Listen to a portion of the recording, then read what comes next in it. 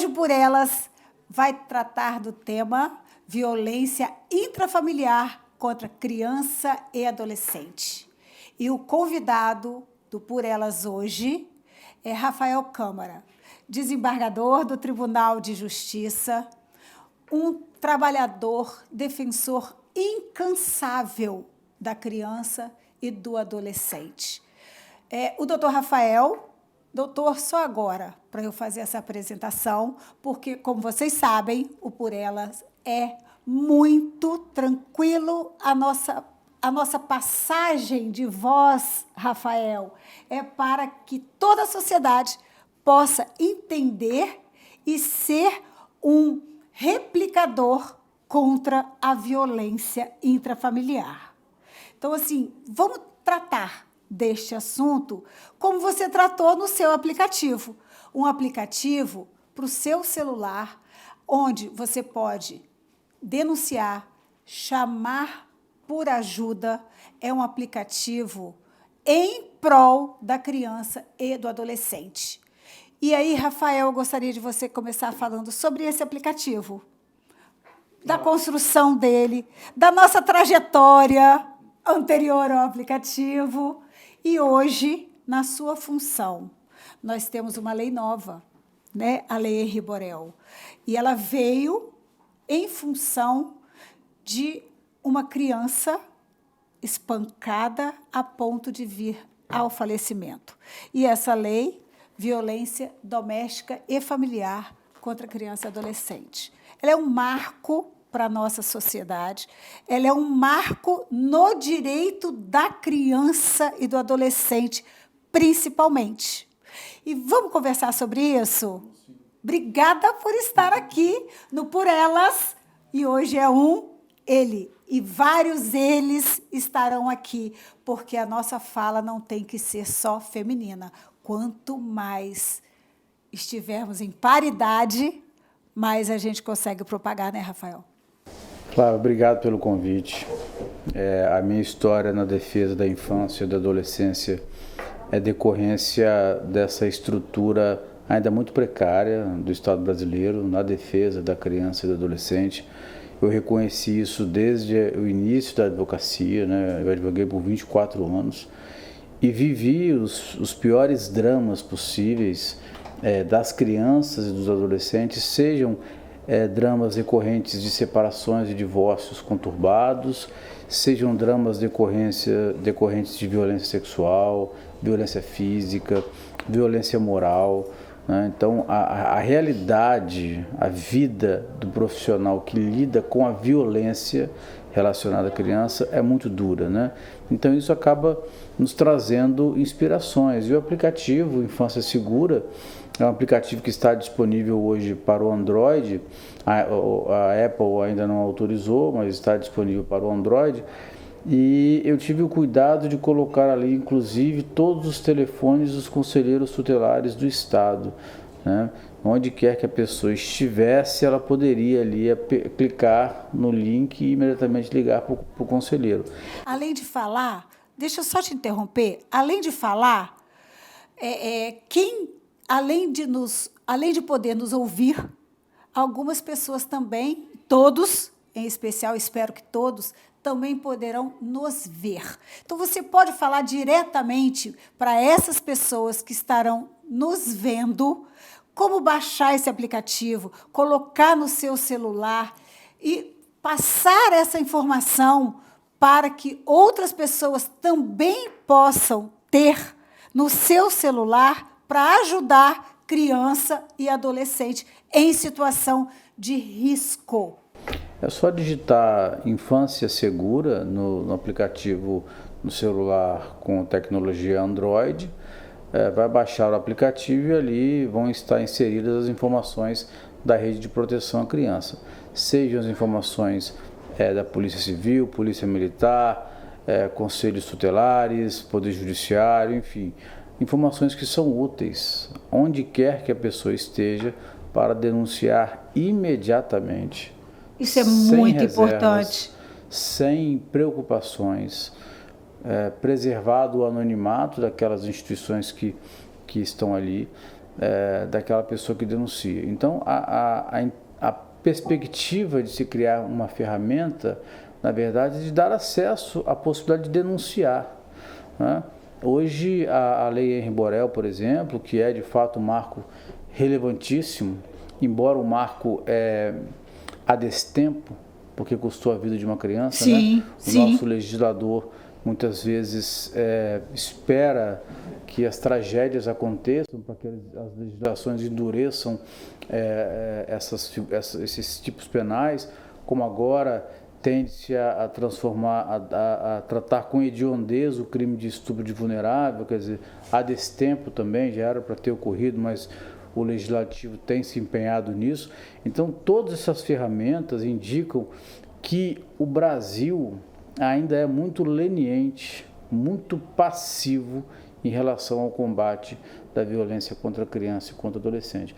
A minha perspectiva, a minha percepção, Flávia, é que quando as questões chegam ao Poder Judiciário, que é quando todas as possibilidades falharam, sim, né? Sim. Ou falharam não porque são inúteis, é porque, de fato, há um escalonamento, né? Então, quando as questões chegam no Poder Judiciário, o estrago a essa criança, em relação à vida dessa criança, desse adolescente, já é muito grande. Já foi feito. Porque às vezes também, ao chegar ao judiciário, antes não se teve acesso, porque muitos agressores, muitas famílias não permitem o acesso. Você tenta, de todas as formas, fazer uma reestruturação familiar através do poder público, a gente sabe que tem, e não funciona. Vai sobrar para a pior parte, que vai ser uma condenação e a hora que chega efetivamente às suas mãos, às mãos do judiciário. Você me disse que ouviu o nosso podcast anterior, onde eu conversei com a Érica, né, sobre a primeira infância. Rafael, você que hoje é a ponta, hoje você é o judiciário, como eu sou instrumento dentro da advocacia, você já foi e hoje você é judiciário. O que você consegue ver quando falha toda essa estrutura primária? Não tem psicólogo, não tem poder público, não tem conselho tutelar. O que você vê efetivamente na sua lida? O que eu vejo é um fracasso do exercício da maternidade e da paternidade. Pessoas que não são preparadas para a paternidade e para a maternidade. São pessoas que querem ter filhos ou por status, ou para compor em grupos sociais, ou para aparecer em colunas sociais, aparecerem no jornal, mas não querem renunciar à vida e serem pais e mães de verdade. O que eu vejo é que nesses divórcios, nessas separações, as crianças são absolutamente ignoradas. A questão patrimonial se torna tão relevante nesse debate que as crianças viram trincheiras nessas brigas, né? Com uma série de acusações e causando um desvirtuamento do elemento principal, que é a vida daquela criança, né? E colocando essas crianças num debate econômico. Então, isso é irreversível. Isso é irreversível e a gente tem na nossa legislação que isso pode, inclusive, ser caracterizado como crime. E hoje a luz está colocada, né? Assim, não está passando desapercebido por setores a violência que essas crianças sofrem e as consequências. Mas a gente precisa também ter um pouco mais de acesso e estrutura para poder dar a garantia.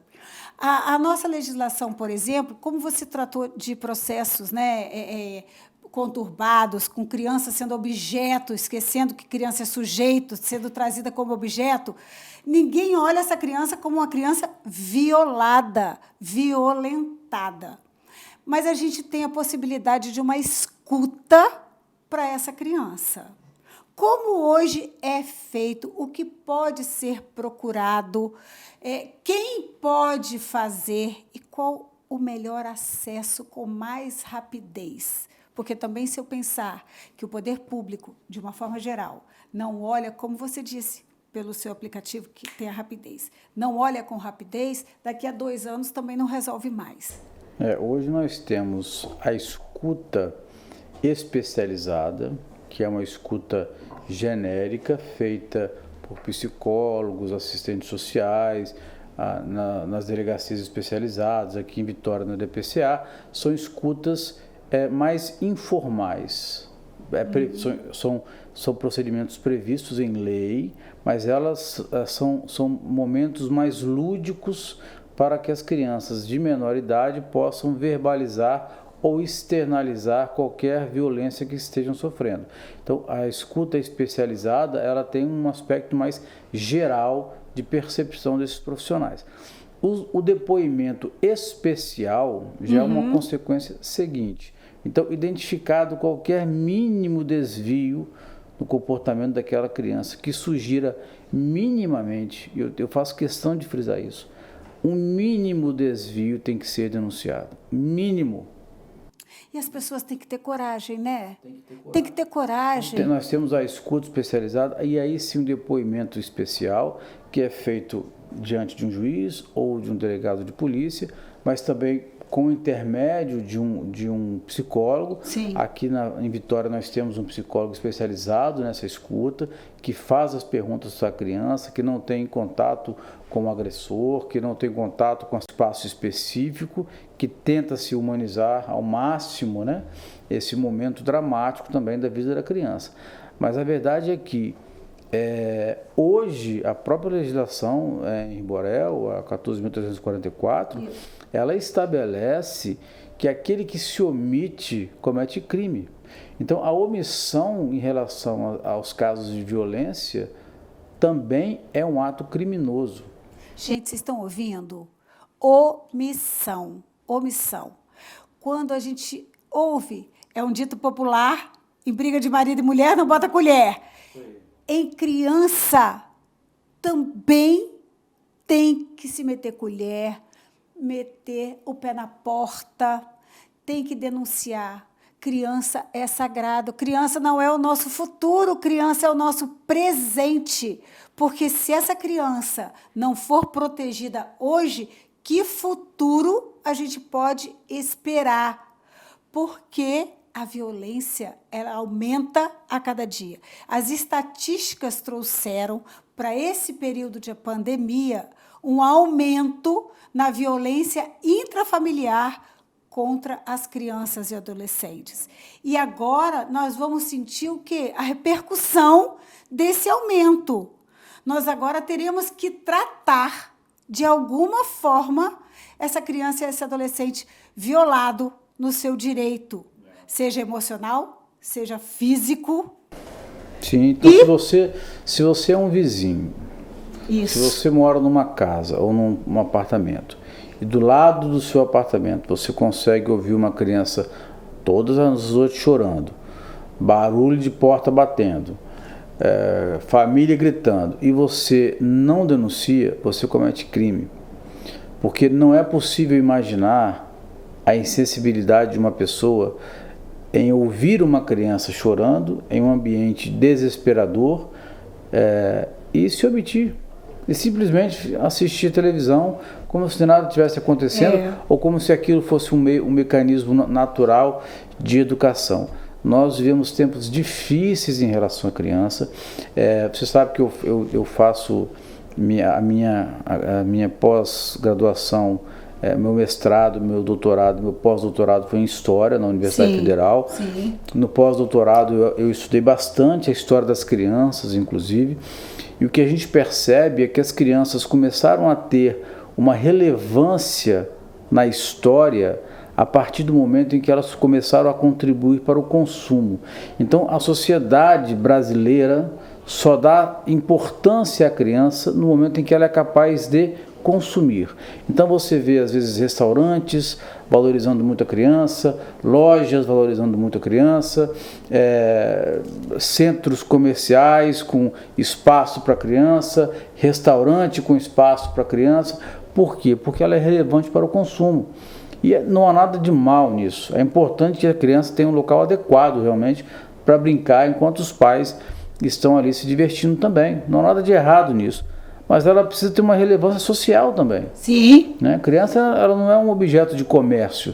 Ela não pode ter um valor só porque daquele restaurante tem um espaço kids e tem um pula-pula e o pai e a mãe ficam bebendo cerveja e a criança brincando e quando chega em casa espanca a criança. Então essa questão mercantil da criança me faz voltar naquela percepção. Se você é homem, se você é mulher e não está disposto a acordar de madrugada, a limpar a fralda de cocô, a deixar de sair de casa no sábado porque a criança está com febre, a ficar acordando de hora em hora medindo febre de criança, dando alívio, levando na escola, cuidando de nota baixa, se você não está disposto não quer abrir mão do forró, não quer abrir mão do show, se você não está disposto a abrir mão do protagonismo da sua vida para ser pai ou para ser mãe, não seja. Não cometa essa barbaridade de colocar no mundo uma criança e ser um pai e uma mãe fracassado. Isso é o que eu vejo hoje. Pais que não têm vocação, que são egoístas, que tratam as crianças de uma maneira secundária e tentam tornar as crianças como adultos o mais rápido possível, né? Atropelando a infância da criança, para que esses pais então possam se desincumbir dessa missão extraordinária que é ser pai e mãe. Aí delega para a avó, aí vai reclamar na escola, aí vai reclamar na creche, aí vai reclamar na academia, mas não olha propriamente para as questões domésticas. Então, as famílias é que precisam ser, as pessoas é que precisam estar estruturadas emocionalmente e compreender que maternidade e paternidade é coisa para gente grande. E isso não significa condição material de ninguém. De forma alguma. Isso é condição pessoal. Sim. Porque afeto, cuidado, ele não é material, ele não custa. Claro que quem tem muito se cerca de algumas coisas que podem facilitar. Quem tem menos, mas o cuidado, ele independe. Deixar seu filho na rua, fora da escola, ele está sujeito a tudo o que a rua pode lhe dar de forma enganosa, porque o que se mostra brilha os olhos. Mas essa criança que ela é enganada pela rua, em detrimento à escola, ao trabalho, o futuro desse adolescente, pós-criança, adolescente, é de tragédia para o futuro adulto. Essa criança que muito tem, mas que é negligenciada, que é abandonada, também é um adolescente com problema, que vai buscar, às vezes, na rua, um afeto mentiroso e será um adulto também com esses reflexos. Porque violência, eu sempre gosto de falar, repetir e que todos repliquem. Violência física a gente vê. Violência não física causa, às vezes, um estrago maior do que aquele momento de destempero, que não tem justificativa. Por favor, não tem justificativa. Mas eu estou dizendo é da repetição daquilo que não se vê, dessa violência. E que é extremamente nociva, né? Causa dores profundas, né? Mas que é de difícil constatação. E essas violências elas só se tornam muito mais claras quando, de fato, a situação do casal, do pai e da mãe, ou só do pai, no caso de pais que têm guarda unilateral, ou de mães que têm guarda unilateral, quando a situação dessas pessoas começam a derruir. Sim. Né? E aí você começa a ver a falência daquela criança, a falência emocional, o sofrimento daquela criança. E é nesse momento que as coisas chegam ao judiciário. Ou seja, quando há pouco o que se fazer. Há pouco o que se fazer. O que se pode fazer? Tirar a criança de casa? Tirar do pai, da mãe, botar em abrigo, entregar para um conhecido. Então, as consequências, assim, o judiciário, o que eu percebo, Flávia, é que o judiciário, não vou falar o sistema de justiça como sim, todo, sim. a advocacia, o Poder Judiciário, o Ministério Público, a Defensoria, todos têm um papel relevantíssimo. Sim. Mas quando essas questões chegam ao sistema de justiça, desses atores que eu nominei, a possibilidade de reversão é muito pequena, né? Por isso que eu reitero, a denúncia ela tem que surgir rápido. Eu gosto de contar, e eu vou fazer isso agora em público. Eu tenho um dos meus filhos, quando pequeno, não podia ver tesoura de cortar unha, principalmente a unha do pé. Ele hoje é um homem e também tem dificuldade, mas ele hoje se vira. Um certo dia, uma manhã, eu tentando cortar a unha do pé desse menino, que devia ter uns 6 para 7 anos, esse menino começa: socorro, pelo amor de Deus, não faz isso comigo. Eu morava num prédio pequeno à época, éramos poucos moradores. De repente, esse menino gritando e eu: para, deixa eu fazer, para. Aquele bate, né? Bate-rebate de um menino gritando que eu estou tentando cortar uma unha. De repente, a minha porta, 3 vizinhos ouviram o meu filho gritando e esmurraram a minha porta. Quando entraram, o que está acontecendo? Eu gosto de dar esse exemplo porque estava acontecendo e todo mundo saiu rindo pelo desespero daquela criança por estar cortando a unha. Mas e se não fosse? Esses vizinhos tiveram a coragem de bater a minha porta, esmurrar e proteger aquela criança que eles não sabiam o que estava acontecendo. Então, eu sempre gosto de dar esse exemplo. Você não sabe o que está acontecendo. Pode ser uma mãe querendo cortar a unha, como pode ser alguém realmente machucando, maltratando, violando, abusando dessa criança. Denúncia, sempre busca auxiliar. Um caminho muito rápido é o Disque 100. Né?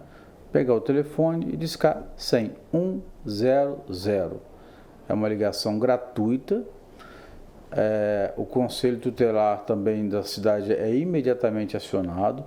É um sistema que funciona, que registra, que cobra, que vira estatística. Então, o caminho adequado para a denúncia contra a criança e o adolescente é o 100. Assim como a gente tem o 90, o 180, o 91, no caso de criança e adolescente, 100. Ligou, imediatamente os órgãos locais serão acionados e aquela situação vai ser verificada. E é anônimo, ninguém precisa se identificar. Se estiver perto de uma delegacia, busque. Se estiver perto de uma vara da infância e juventude, vai lá, grita, corre. A gente tem mecanismo de proteção dessas crianças e desses adolescentes. A gente não pode fechar o olho. Essa é a grande questão, Flávia, é não se omitir. A criança não tem segunda chance. Né? A infância Você é uma falou só. muito bem, a infância é uma só. Então, a infância perdida ela não é recuperada. E se perde seres humanos, vidas humanas, por conta de uma omissão, de uma covardia, de um gesto egoísta, de uma preguiça. Né? Esses seus vizinhos, por exemplo, são heróicos, né? Saíram de casa e foram... Exatamente. Debelar uma situação que poderia ser algo criminosa, sério, né? Algo sério. Então, e é essa conduta mesmo. Então, mas hoje, ainda que você não queira ir, você pode ligar. É isso aí. Não tinha época, nós não tínhamos outra forma que não fosse ou ligar para a polícia, né? E eles tiveram assim um prédio que tinha, acho que 9 apartamentos, eu acho que era isso. 3 apartamentos estavam na minha porta, ou seja, ali havia empatia com o grito da criança. Claro. E a gente, o que eu sempre digo assim, outro dia eu estava dando uma palestra, né, e um dos palestrantes era muito crítico ao sistema, à rede de proteção, né, e aquilo me irritou profundamente, não que as críticas não fossem necessárias, todas Sempre as críticas são necessárias, mas elas precisam ser construtivas, né? Você não pode simplesmente criticar a rede de proteção dizendo assim, ela não funciona.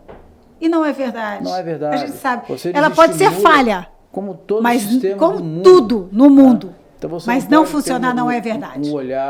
Um olhar assim pouco responsável de um sistema tão extenso que é a rede de proteção, né? Então é preciso acreditar, confiar, ligar, denunciar, porque o momento em que essa criança chega às mãos do Poder Judiciário, do Ministério Público ou no escritório do advogado, tenho certeza que você atendeu várias famílias com crianças já em estado de que a gente tem vontade de botar no colo e levar com a gente. Exatamente. Né? Quantas vezes também no meu escritório, quando advogava, encontrava situações que eram inacreditáveis, né? E de um egoísmo, né? E quando chega para a gente já com abuso físico, abuso sexual pelo pai, pela mãe, pelo tio, pelo avô, pelo padrasto, porque a violência doméstica, ela está nas pessoas que a criança e adolescente tem mais segurança. Aquele que, em princípio, deveria ser o protetor. É aquele tio engraçado, né? Aquele padrasto amigão, aquele tio que gosta de fazer brincadeiras irresponsáveis, que são muito atraentes para as crianças, que são muito cordatos, né? Que são muito felizes, que relevam todas as brincadeiras, né? E que os pais passam a confiar, porque é um tio muito querido, é um tio muito amigo. E quando vai vir um abusador. É um abusador. Então, e não tem cara, não tem estrela na testa, não vem com crachá. Eu sou abusador. Não vem. Numa palestra também, que eu dizia assim, sabe qual é o protótipo do abusador? Assim, um bom exemplo do abusador? Eu milito na área da infância. Eu sou um bom pai, pelo menos tento ser, né? Sou servidor público, tenho uma acima de qualquer suspeita. Acima de qualquer suspeita. Sou um cara legal. Então, esse é o perfil do abusador, né? É aquela pessoa que está lá na linha de frente, que defende a criança. Então, quando menos se espera, né?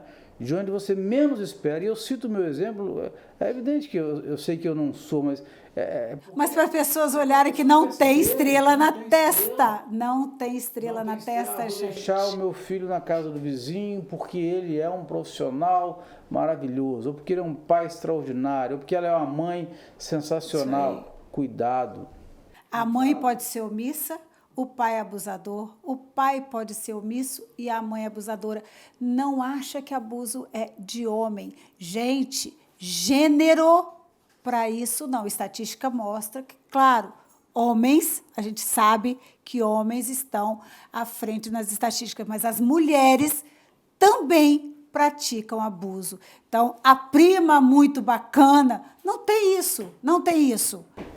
Converse com o filho quando voltar para casa, pergunte a ele sem dó nem piedade, com calma, com gentileza, com carinho, mas tentem extrair do filho, da filha, como é que foi, se aconteceu alguma coisa, se quer falar alguma coisa, porque essas situações elas ocorrem onde a gente menos espera.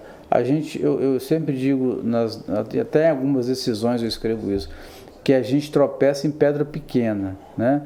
Pedra grande a gente desvia. Então, quando você vê um abusador, um sujeito que foi condenado por estupro, você sabe que você não vai deixar seu filho ali. Mas aquela pessoa boazinha, aquele vozinho legal, aquele tiozinho amiguinho, todo gentil, cuidado. Pergunte a seu filho, pergunte a sua filha. Fique atento, porque o abuso acontece de verdade e as situações geralmente são irreversíveis. É isso, é isso. Desembargador Rafael, muito obrigada. O Por Elas hoje foi de uma grandiosidade com a sua fala, com o seu ensinamento. E eu espero que todos que estejam nos ouvindo, nos vendo e que tenham dúvidas, perguntas, usem o nosso canal e a gente volta. O desembargador Rafael, ele volta para te tirar dúvida, conversar, esclarecer. Vamos replicar. Criança e adolescente seguro. Ensinem a seus filhos a não caírem em tentação do bom tio, da boa tia. Ensina onde pode e onde não pode ser tocado.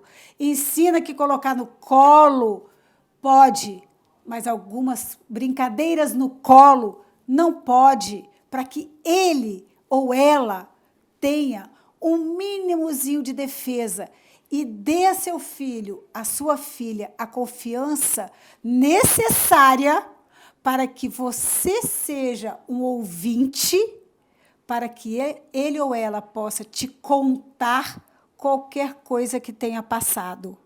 Porque você tem que ser a primeira proteção do seu filho e não o primeiro agressor. Não é isso? Isso aí, Flávia. Obrigado.